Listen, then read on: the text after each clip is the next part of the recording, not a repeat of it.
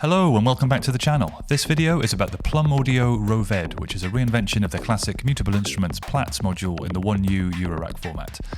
It has an improved interface and new custom firmware, so in this video I'll run through the key differences with the original Plaits before putting together some patches that show off the new features. A big thank you to Plum Audio for sending me this unit to check out, along with their switch and mix utility modules, which are also super useful. You can use the chapters to skip around if you want to get straight to the patches, and as always, if you enjoy this video, please like, subscribe and check out my other videos. Before we get into it, here's a quick preview of some of the patches that are coming up.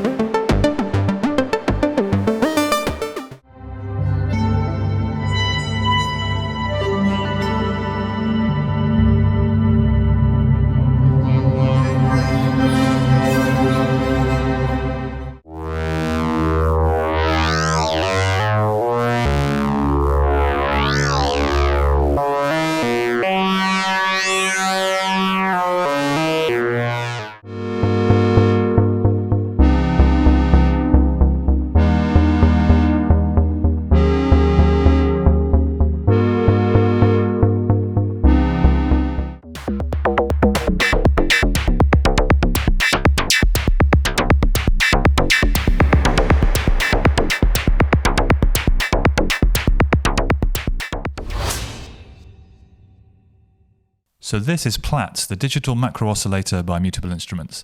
It's a genuine Eurorack classic and one of the biggest selling modules of all time. It's number one on Modular Grid if you sort it by popularity.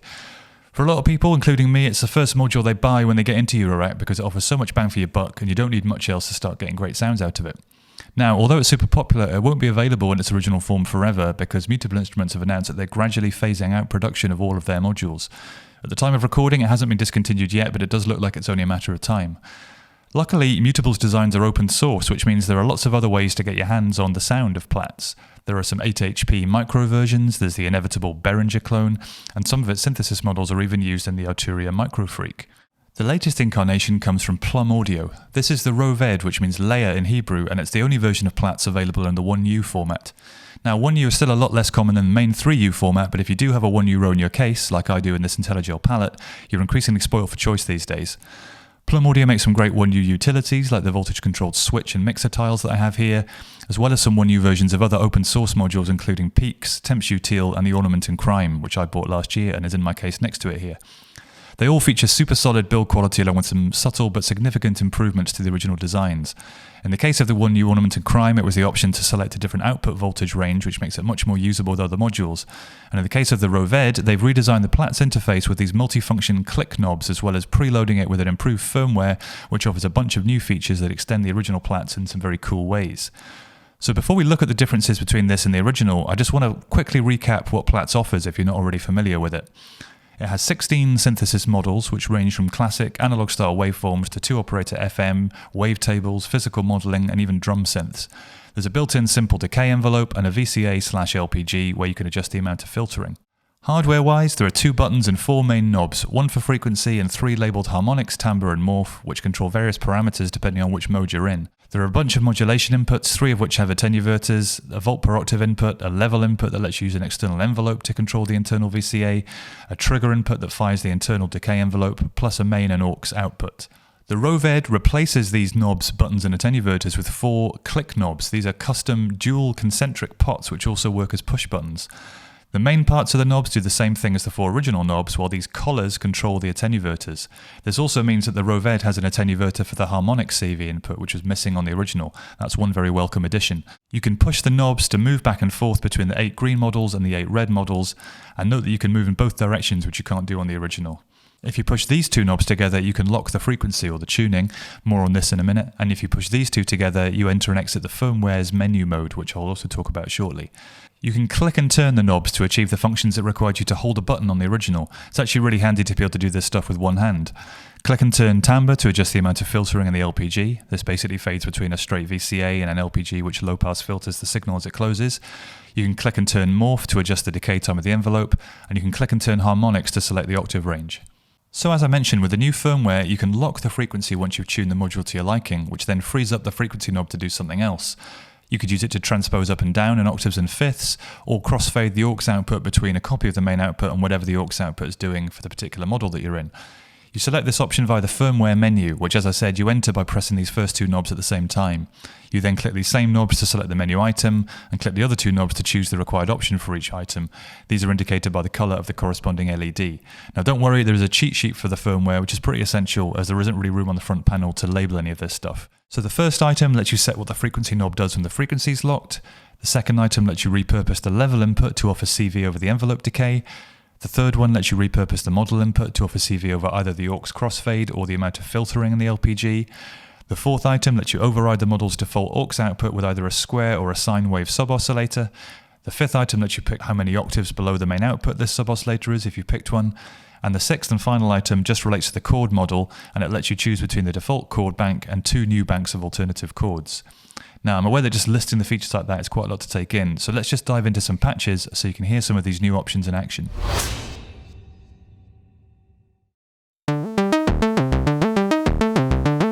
Okay, for this first patch I'm using the pair of classic waveforms model, which is the first green one. I've got sequence coming in from the Moskwa, clocked via Pamela's new workout, and I've got a couple of modulation sources. I've got Oct and I've got R&D Step, the two diff kit modules. At the moment nothing's really being modulated. I've got the waveforms tuned an octave apart here, but I've set the firmware so that I can use the level input to control the decay time of the envelope, and I can use the mode input to control the amount of filtering in the VCA LPG kind of mode. So let's start by taking a sample and hold random value into that level. You can hear that's randomizing the decay time slightly, giving us a nice little bit of variation there. That's something you could never do on the original Plats. And if I bring up this attenuator, I've got the LFO going through blinds here just to control the amount of it going into the mode. This will control effectively the filtering. This nice little bit of filter sweep. I've got another output of the sample and hold, the R&D step, giving us some step random going into the timbre input. So that's going to control the kind of variable square shape if I bring that up. And I've got another LFO going straight into morph, which affects the sawtooth wave. Let's bring that up too. And if I add some effects, play with the sequence a little bit.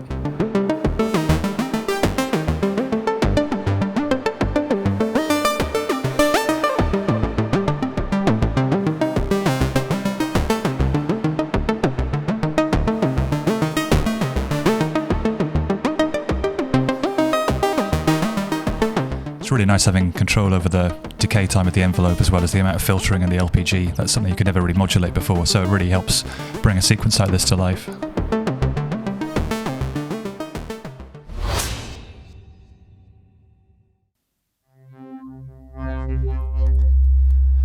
Okay, so in this patch I've got the RO'VED in wavetable mode, and I'm basically just chucking a bunch of modulation at it from the Oct. I've got 7 LFOs coming out of here going to various things.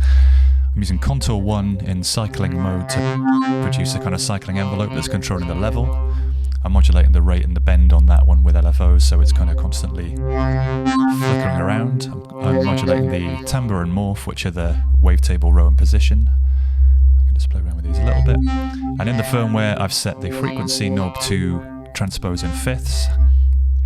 I've also set the model input to control the aux crossfade, and I've set the aux output to have a sine wave sub at 1 octave below.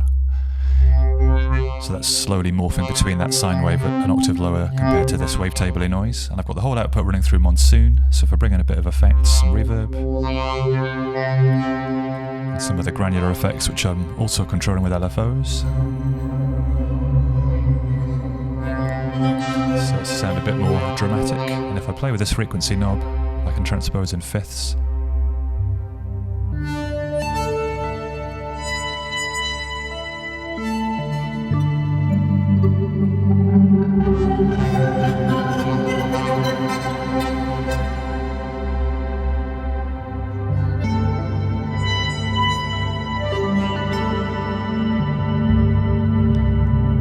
So I'm not really sequencing anything here, I'm just using a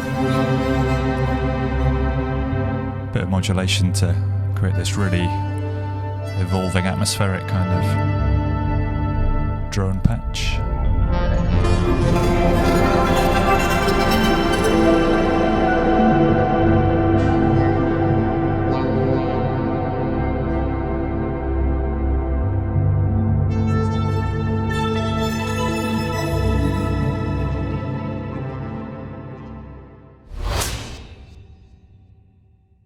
So in this patch I want to show you a cool trick for getting a pretty massive stereo sound out of the mono output of the RO'VED. And you can do that using the sub-oscillator output and a voltage controlled switch. In the new firmware, one of the cool options is you can set the aux output to be a sub-oscillator, either a sine or a square, either the same pitch or 1 octave or 2 octaves below your main output. So in this patch I've got the wave shaping oscillator model set up. Sounds like this. I've got a few LFOs, which I'm just going to turn up the attenuators on slightly to control the timbre, morph and harmonics.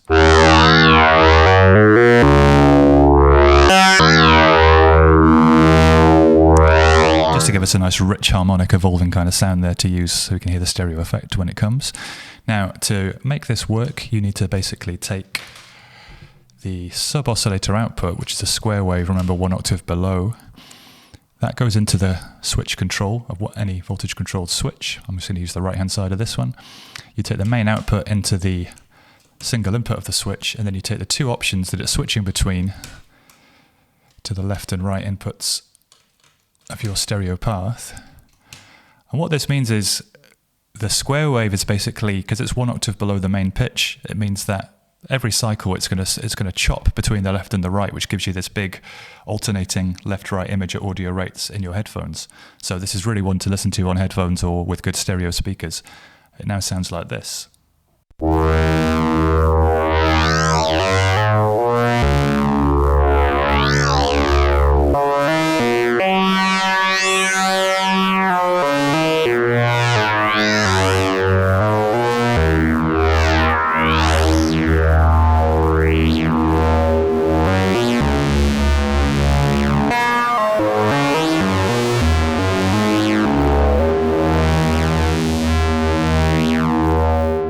So there you go, massive stereo from a single output using a voltage controlled switch.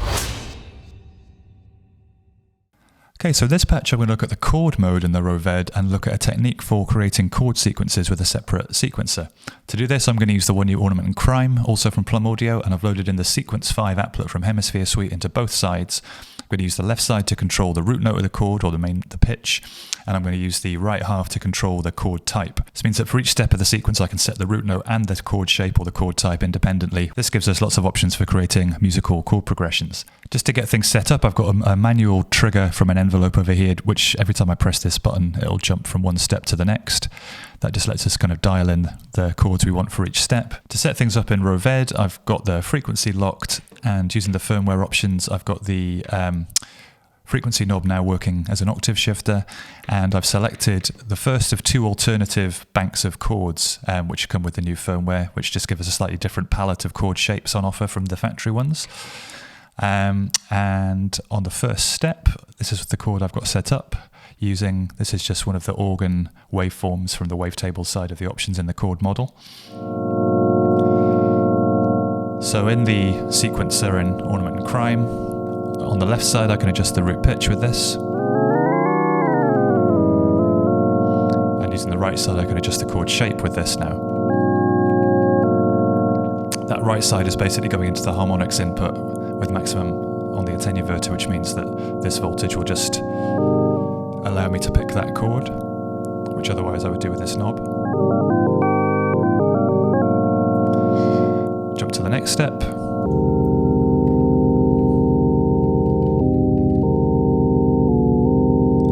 And the next one. And the fourth one.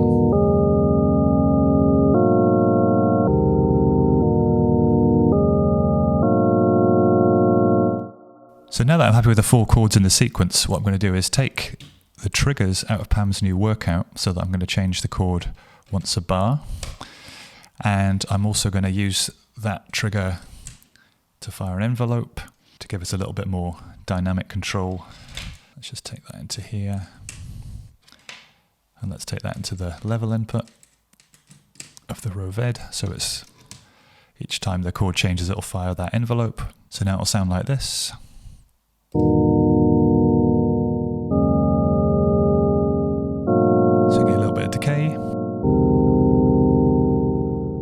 let's run the output through a filter. In this case, I'm going to use the Analog Filter 8. And let's use that same envelope signal to open the filter as well. And now if I change the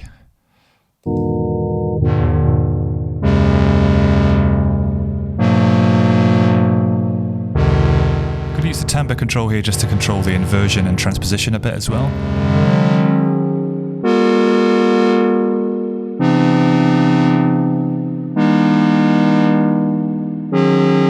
So now we've got a nice kind of polysynthy kind of patch.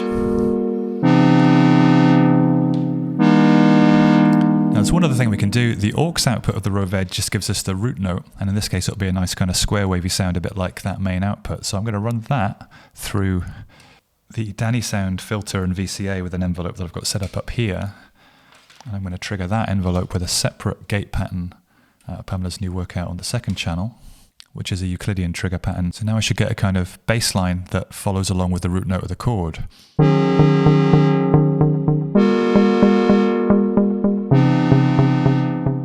Now I could do with that being an octave lower, really. So to do that, why don't I switch that aux output to be a sub-oscillator rather than the default one in the model. So if I go back into the firmware,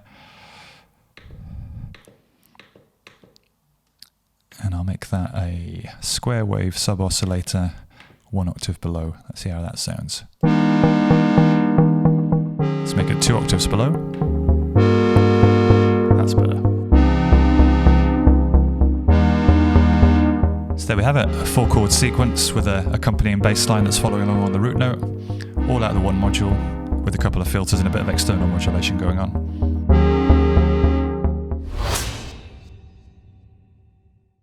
Okay, for this last patch I'm going to explore using the mode input to switch the synthesis model in real time during a sequence, so that we can actually on step-to-step switch between different drum sounds, different synth sounds, create some really complex sounding sequences just out of the single module. To do this I've got a super simple setup here with a BeatStep Pro, and I've got the sequencer 1 output pitch and gate going into the volt per octave and trigger inputs, and if I just put a note on every step to kick us off, it'll sound something like this.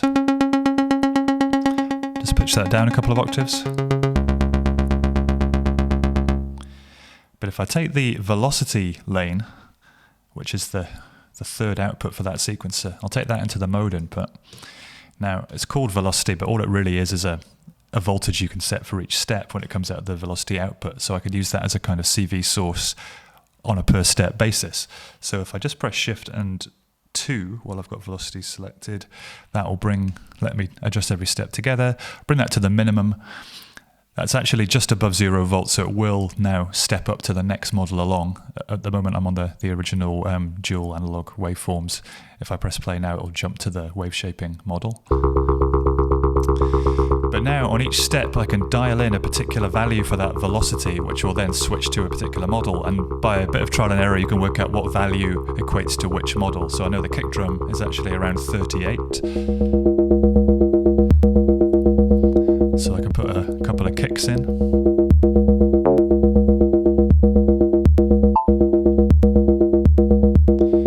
And I know the snare is about 42.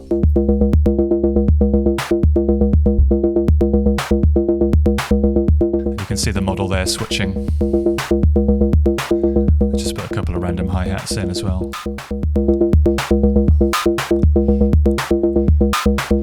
And of course you can change the pitch of some of those bass notes as well.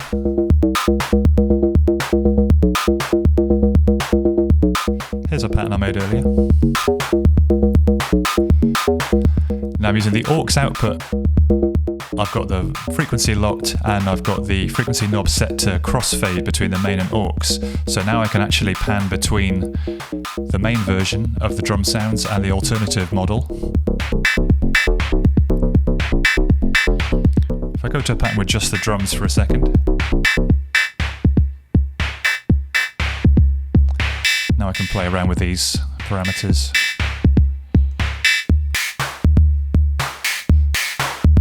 And by panning this frequency knob I can mix between the two types.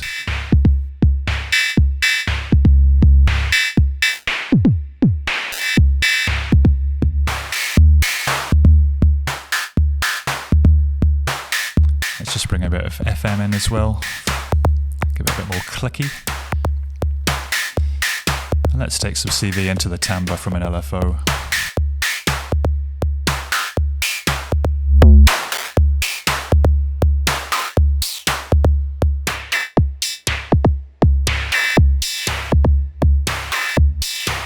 So it's a pretty cool drum machine. Quite a lot of timbral variation possible with a bit of tweaking. You can modulate these things as well, of course. Let's just bring the bass sound back in as well.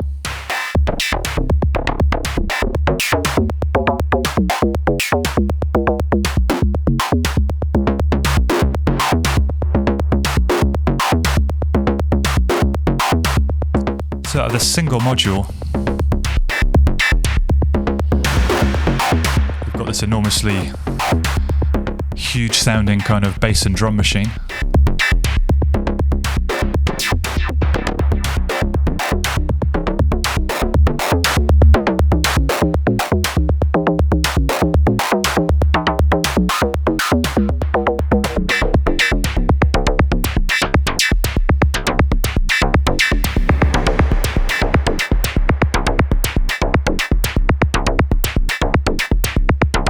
So there you have it. Hopefully these patches have given you an idea of what's possible with the new firmware in the RO'VED, and maybe even a few ideas for things you could try if you're already a Plats user. I guess the obvious question is, would you buy this over an original Plats or one of the other 3 U clones available?